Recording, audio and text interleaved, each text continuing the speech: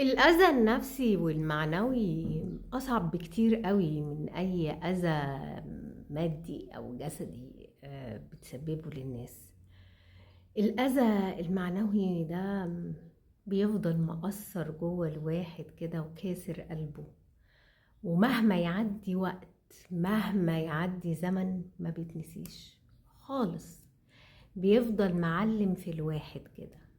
فخلي بالكوا من كلمة ممكن تقولوها بدون قصد تجرح اللي قدامك وتأذيه نفسيا، ويفضل شايل الأذى ده العمر كله. مجرد كلمة، مش بقى تصرف أو فعل أو تنمر أو نظرة أو موقف معين بتعمله معاه، يأذيه نفسيا طول عمره، يفضل فاكر لك الأذى ده.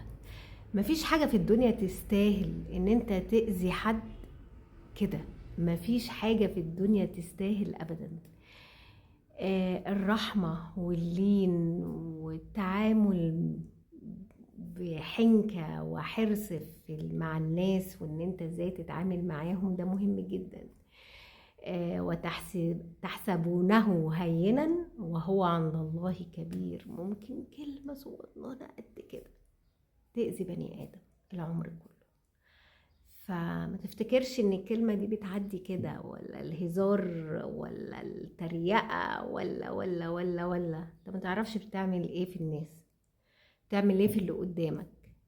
فما تفتكرش ان الحاجة الصغيرة دي صغيرة، هي ممكن بالنسبة لك صغيرة بس عند ربنا ممكن تبقى كبيرة قوي.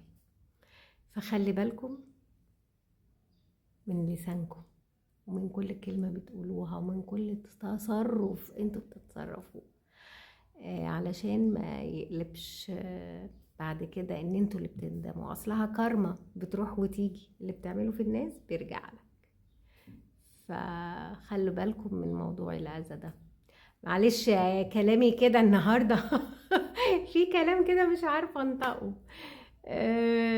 مش عارفة بقى من كتر البريشر اللي الواحد بيتعرض له كده الكلام مش عايز يطلع ولا ايه، بس يعني الحمد لله. فايه، خلي بالكم من الموضوع ده. شكرا.